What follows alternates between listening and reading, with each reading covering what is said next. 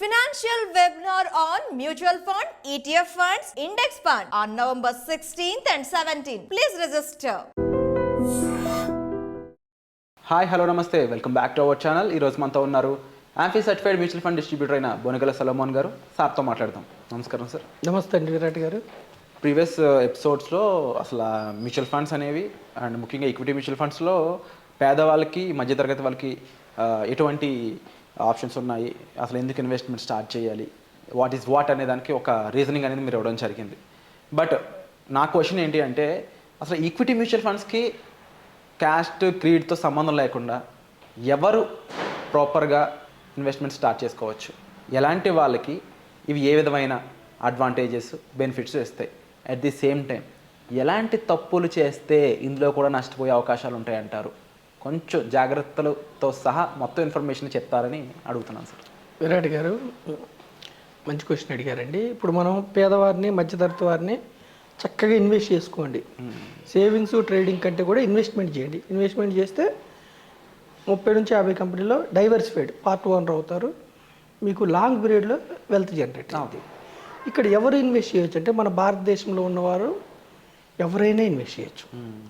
Even బయట ఉన్నవారు కూడా, ఎన్ఆర్ఐలు కూడా ఇన్వెస్ట్ చేయొచ్చు. అయితే కొన్ని ఎన్ఆర్ఐలకి కొన్ని కంపెనీస్ రిస్ట్రిక్షన్స్ పెట్టినాయి. ఓకేనా విరాట్ గారు? అయితే భారతదేశంలో ఉన్నవారు ఎవరైనా ఇన్వెస్ట్ చేయొచ్చు. వాళ్ళకి పాన్ కార్డు ఉండాలి, అడ్రస్ ప్రూఫ్ ఆధార్ ఉండాలి, తర్వాత బ్యాంక్ అకౌంట్ ఉండాలి. మనం అకౌంట్ నుంచే మ్యూచువల్ ఫండ్స్లో మనం క్యాష్ ట్రాన్సాక్షన్స్ ఏమి ఉండవు, అకౌంట్ నుంచే ఉంటాయి. సో క్యాస్ట్ డిఫరెన్స్ ఏమి ఉండదు, జెండర్ డిఫరెన్స్ ఏమి ఉండదు, ఎటువంటి యొక్క వివక్ష ఉండదు. మన దేశం ఇస్తున్న మంచి అవకాశం ఏంటంటే, ఎవరైనా చదువున్నా లేకపోయినా, ఏ రిలీజియన్ అయినా, ఏ ప్రాంతం అయినా కానీ మనం మ్యూచువల్ ఫండ్లో ఇన్వెస్ట్ చేసుకోవచ్చు. అయితే చేయవలసిన పనులు ఏమిటంటే, మ్యూచువల్ ఫండ్స్లో షార్ట్ పీరియడ్లో అద్భుతాలు జరగవు. దీర్ఘకాలంలో 10%, 12% వస్తే కూడా పవర్ ఆఫ్ కాంపౌండింగ్ వల్ల, పవర్ ఆఫ్ కాంపౌండింగ్ అర్థం ఏమిటి? వడ్డీ మీద వడ్డీ, వడ్డీ మీద వడ్డీ.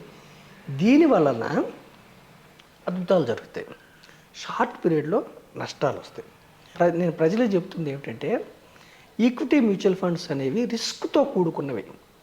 రిస్క్ అంటే ఏమిటంటే, మనం పెట్టే ప్రిన్సిపల్ కిందకి వెళ్తుంది, డౌన్ అవుతుంది. ఎంతన్నా పెట్టండి, ఒక 1000 రూపాయలు పెట్టాము, మనం పెట్టిన తర్వాత మార్కెట్ డౌన్ అయితే 1000 రూపాయలు 900 కూడా అవుతుంది. లంసం పెట్టాము, 1,00,000 పెట్టాము, 90,000 కూడా అవుతుంది.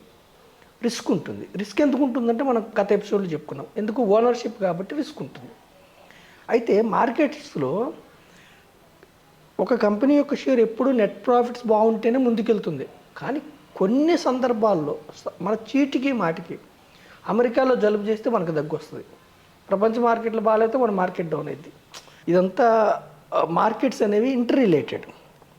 క్రూడ్ ఆయిల్ దగ్గర నుంచి, డాలర్ దగ్గర నుంచి దానికి ఇంటర్ రిలేటెడ్. కాబట్టి చీటికి మాటికి మార్కెట్స్ అప్ అండ్ డౌన్స్ అవుతాయి. అందుకే మనం ఏం చెప్తున్నామంటే, షార్ట్ పీరియడ్ కోసం ఈక్విటీ మ్యూచువల్ ఫండ్స్కి రావద్దు. వస్తే ఈక్విటీ మ్యూచువల్ ఫండ్స్ కాకుండా లిక్విడ్ ఫండ్స్, డెట్ ఫండ్స్ ఉంటాయి, అవి షార్ట్ పీరియడ్కి. లిక్విడ్ ఫండ్స్కి, డెట్ ఫండ్స్కి వస్తే ధనవంతులు కాలేము. ఎఫ్డీ కంటే కొంచెం ఎక్కువ వస్తుంది, ధనవంతులు కాలేము. ఈక్విటీ మ్యూచువల్ ఫండ్స్లో దీర్ఘకాలంలో ధనవంతులు అయ్యారు. సెన్సెక్స్ 1,00,000 రూపాయలు 45 ఏళ్ళు 8 కోట్లు అయింది. సో ఈక్విటీ మ్యూచువల్ ఫండ్స్లోకి వస్తే ఒక ఆర్డినరీ పీపుల్, యూత్ ధనవంతులు అయ్యారని ప్రూవ్ చేయబడింది. ఈక్విటీ అనేది అసెట్. రియల్ ఎస్టేట్ ఎలాగో ఈక్విటీస్లో వచ్చిన వాళ్ళకి కోట్లు, లక్షలు వచ్చాయి. సో ఈక్విటీ మ్యూచువల్ ఫండ్ రండి, కానీ చేయకుండా పనులు ఏమిటంటే, షార్ట్ పీరియడ్ కోసం రావద్దు. ఒక లక్ష్యం పెట్టుకుని రండి. ప్రతి మనిషికి ఉండే లక్ష్యం రిటైర్మెంట్ అండి. యూత్కి యవ్వనంలో మనం రిటైర్మెంట్ గురించి ఆలోచించాం, కానీ లైఫ్ అయితే లీడ్ చేయాలి కదా. ఒక 25 ఏళ్ళ వ్యక్తి 50 ఏళ్ళకి వచ్చే వరకు ఉద్యోగం ఉన్నా పోయినా ఒక కార్పస్ క్రియేట్ చేయాలనే ఒక డ్రీమ్తో రండి. 50 ఏళ్ళు వచ్చే వరకు మీ స్టేటస్ మారిపోవాలనే డ్రీమ్తో రండి. కోట్లు సంపాదించాలంటే ఎంత పెడితే కోట్లు వస్తాయి అనే డ్రీమ్తో రండి. ఒక 20-25 ఏళ్ళ తర్వాత బ్రహ్మాండమైన ఇల్లు కట్టాలి, పిల్లలను బ్రహ్మాండమైన ఎడ్యుకేషన్ ఇవ్వాలి, ఈ డ్రీమ్తో రావాలి. చేయకూడని పనులు ఏముంటాయి కొన్ని అంటే, డౌన్ అయినప్పుడు మార్కెట్స్ మనం ఇన్వెస్ట్మెంట్ ఆపకూడదు ఈక్విటీ మ్యూచువల్ ఫండ్లో. ఎందుకంటే విరాట్ గారు, ప్రతి వస్తువు మనం భూమి మీద తగ్గుతుంది అనుకోండి, ఆ వస్తువు విలువ కొంటాం మనం. ఇప్పుడు మీ చేతిలో ఐఫోన్ ఉంది, ₹1,00,000 సపోజ్ 90,000కి వస్తుంది అనుకున్నప్పుడు కొంటాం, ఆనందంగా హ్యాపీ. మరి స్టాక్ మార్కెట్స్ కరెక్షన్ అయ్యి స్టాక్ డౌన్కి వస్తున్నప్పుడు ఎందుకు భయపడాలి? ఎస్బీఐ బ్యాంక్ సపోజ్ ఉదాహరణ చెప్తున్నా, ₹1,000 ఉంది స్టాకు, మార్కెట్ కరెక్షన్ అయింది 700కి వస్తుంది, ఎందుకు భయపడాలి? కొనాలి. లాంగ్ టర్మ్లో దీనికి లాంగ్ టర్మ్లో ఇది 90,000కి ఐఫోన్ కొన్నారు, లాంగ్ టర్మ్లో ఎక్కువ పెరిగినప్పుడు మీకు అమ్ముకోవచ్చు కదా. అలాగే స్టాక్స్ కూడా డౌన్ అయినప్పుడు కొనాలి. ఇంకా యాపిల్ అన్న ప్రోడక్ట్ అన్న డిప్రిషియేట్ అవుతుంది, కానీ స్టాక్ మాత్రం అప్రిషియేట్ అవుతుంది 100%. అప్రిషియేట్ అవుతుంది. సో మనం ఏం చేస్తున్నామంటే ఈక్విటీ మ్యూచువల్ ఫండ్లో ఆర్డినరీ పీపుల్ దీర్ఘకాలం కోసం రావాలి. సరే, ఎవరెవరు ఇన్వెస్ట్ చేయొచ్చు అంటే ఎవరైనా ఇన్వెస్ట్ చేయొచ్చు, బ్యాంకు ద్వారా మాత్రమే ఇన్వెస్ట్ చేయొచ్చు. అంటే ఈక్విటీ మ్యూచువల్ ఫండ్లో రావాలంటే ఫస్ట్ కేవైసీ ఉండాలి, నో యువర్ కస్టమర్. కేవైసీ ఎలా చేయాలి ఏమిటంటే, మనం వాళ్ళని డిస్ట్రిబ్యూటర్స్ వెంటనే చెప్తాం, కొన్ని ఆన్లైన్ ప్లాట్ఫామ్స్ కూడా ఉన్నాయి. అయితే ఈ మధ్య నేను ప్రజలకు చెప్పేది ఏంటంటే, ఈక్విటీ మ్యూచువల్ ఫండ్స్లో కూడా కొన్ని సైబర్ నేరస్తులు, కొన్ని ఫినాన్షియల్ సంస్థలు మిస్గైడ్ చేస్తున్నాయి. స్టాక్స్లో పెట్టండి, అవి పెట్టండి, ఇవి పెట్టండి అని ఫ్రాడ్ చేస్తున్నారు. జాగ్రత్తగా చూసుకొని వెబ్సైట్ కరెక్ట్గా ఉందా లేదా, ఇప్పుడు ఎనీ మ్యూచువల్ ఫండ్ సంస్థ అది వెబ్సైట్ కరెక్టా కాదా, ఆన్లైన్ వెళ్ళే వాళ్ళకి చెప్తారు. లేదు డైరెక్ట్గా మ్యూచువల్ ఫండ్ ఆఫీస్కి వచ్చి చేశారా, వెళ్ళండి గుడ్. లేదు డిస్ట్రిబ్యూటర్ ద్వారా చేశారా, వెళ్ళండి గుడ్. సో ఎవరైనా ఈక్విటీ మ్యూచువల్ ఫండ్లో మనకి ఎంటర్ కావచ్చు.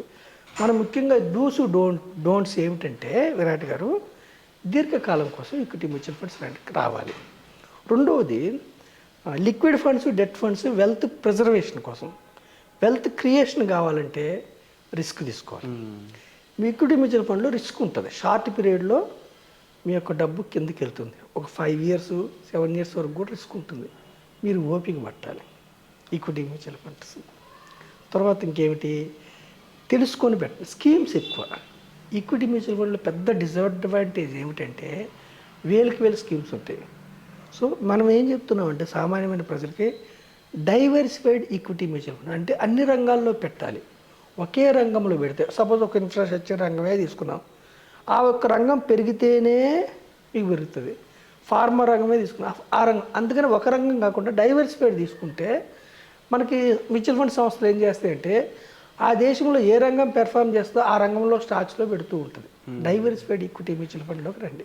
నేను ఈ వీడియో ద్వారా ఏం చెప్తున్నానంటే, చదువు లేకపోయినా పర్వాలేదు, మంచి స్టేటస్ లేకపోయినా పర్వాలేదు, ఈక్విటీస్లోకి ఎంటర్ కండి, డైవర్సిఫైడ్ ఈక్విటీస్లోకి ఎంటర్ కండి. ఎంతో కొంత క్రమానుగుణంగా నెల కట్టడాన్ని సిప్ అంటారు, సిస్టమేటిక్. అంటే బ్యాంక్ నుంచి మాత్రమే డెబిట్ అయింది. ఏక మొత్తంలో కట్టడాన్ని లంసం అంటారు. ఒక దీర్ఘకాలం ఉండండి, ఒక డ్రీమ్తో రండి. ధనం సంపాదించాలన్న డ్రీమ్ ఉంటేనే మీరు ఈక్విటీ మ్యూచువల్ ఫండ్కి వస్తారు. రిస్క్ ఉంటుంది, రిస్క్ కంపల్సరీగా ఉంటుంది. రిస్క్ అంటే ఏమిటంటే మీ యొక్క అసలు కిందికి వెళ్తుంది. సో మీరేం చేస్తారు, దీర్ఘకాలం కోసమే రండి. మీకు ఎమర్జెన్సీలో మరి ఎలా అన్నారనుకోండి, మీరు సపోజ్ మీ దగ్గర ఒక 1,00,000 ఉందనుకోండి, ఒక 10,000 లిక్విడ్ ఫండ్లో డెట్ ఫండ్లో పెట్టుకోండి ఎమర్జెన్సీ కోసం. దీర్ఘకాలం కోసం ఈక్విటీ మ్యూచువల్ ఫండ్. రెండవది ఏమిటి, ఎమర్జెన్సీ మనకి జనరల్గా ఏముంటాయి, హెల్త్ ఇన్సూరెన్స్ ఉంటాయి. కంపల్సరీ హెల్త్ ఇన్సూరెన్స్ పాలసీ తీసుకోండి, ఎలాగోలా తీసుకోండి. టర్మ్ ఇన్సూరెన్స్ తీసుకోండి, పెద్దకి ఏమన్నా అయితే ఇబ్బంది రాకుండా. సో మనం ఏం చెప్తున్నామంటే దీర్ఘకాలం రండి, డిస్ట్రిబ్యూటర్స్ ద్వారా ఎంటర్ కండి, లేదంటే డైరెక్ట్గా మ్యూచువల్ ఫండ్ ఆఫీసులకి వెళ్ళి ఎంటర్ కండి. డైవర్సిఫైడ్ ఈక్విటీ మ్యూచువల్ ఫండ్ తీసుకోండి. సెక్టార్ ఫండ్స్ నాలెడ్జ్ ఉంటేనే తీసుకోండి, లేకపోతే సెక్టార్ ఫండ్స్ అంటే ఒకే సెక్టార్లో. సపోజు మన డ్రీము ఐటీ ఎంప్లాయ్ కావాలని ఉందనుకోండి, మనం కాలేకపోయాము, ఇంజనీరింగ్ సీట్ రాలేదు ఇంకోటి, కానీ ఐటీ ఫండ్ తీసుకున్నాం అనుకోండి, భారతదేశంలో ఉన్న టాప్ 20 ఐటీ కంపెనీస్ ఓనర్ అవుతారు మీరు. సో మనం ఏం చెప్తున్నామంటే ఆర్డినరీ పీపుల్కి, పేదవారికి మీరు ధనవంతులు కావాలంటే ఈక్విటీ మ్యూచువల్ ఫండ్స్ ద్వారా మీకు అవకాశం ఉంది. సో డిస్ట్రిబ్యూటర్ ద్వారా రండి, లేదంటే మంచి మ్యూచువల్ ఫండ్ ఆఫీస్కి వెళ్ళి గైడెన్స్ తీసుకొని చక్కగా రీసెర్చ్ చేసి రండి. దీర్ఘకాలంలో మీకు వెల్త్ క్రియేట్ అయ్యే అవకాశం చక్కగా ఉంది. Wonderful sir. అండ్ ముఖ్యంగా ఇలాంటి కాన్సెప్ట్స్ అనేవి ఇంకా జనాలకి తెలియాల్సిన అవసరం ఎంతైనా ఉంది. దాదాపుగా నాకు తెలిసి 141 crore పీపుల్లో ఇంకా ఇన్వెస్టర్స్ మనకు చూసుకున్నట్టయితే రిటైలర్స్ చాలా తక్కువ మందే ఉన్నారని చెప్పాలి. పర్సంటేజ్ వైజ్ చూసుకుంటే, రేషియో వైజ్ చూసుకున్నా. సో ఎక్కువ మందికి ఇంకా ఇందులో అడుగు పెట్టాల్సిన అవసరం ఉంది. బేబీ మీలాంటి వాళ్ళు మరింత నాలెడ్జ్ని ఇలా వీడియోస్ ద్వారా ఇవ్వాలని నేను మనస్ఫూర్తిగా కోరుకుంటూ ఉన్నాను. అండ్ తప్పకుండా మీకు ఎటువంటి సజెషన్ కావాలన్నా డిస్ప్లే అవుతున్న నెంబర్స్ కాల్ చేసి మీరు సొలోమన్ గారిని సంప్రదించవచ్చు. Thank you so much sir. Thank you అండి విరాట్ గారు.